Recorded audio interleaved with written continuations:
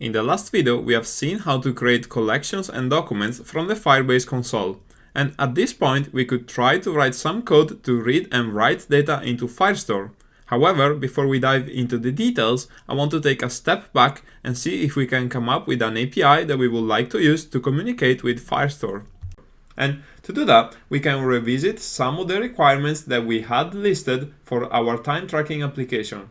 So what I have over here is an abstract class with some methods that we could implement to access our database. And as you can see here, there are some methods that return a future and some other methods that return a stream.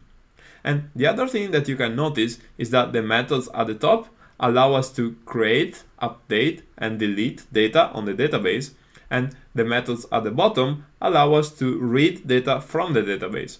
So if we put all these methods together, we are able to create, read, update, and delete data in the database.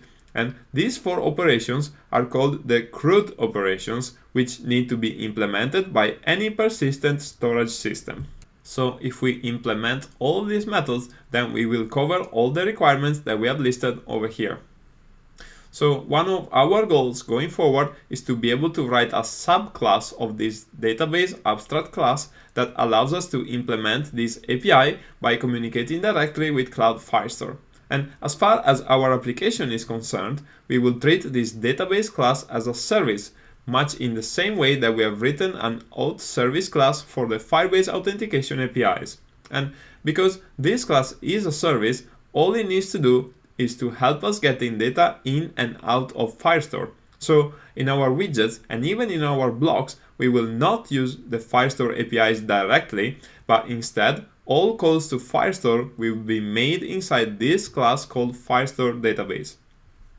And this way of organizing our code fits well with the three application layers that we have discussed earlier on in this course.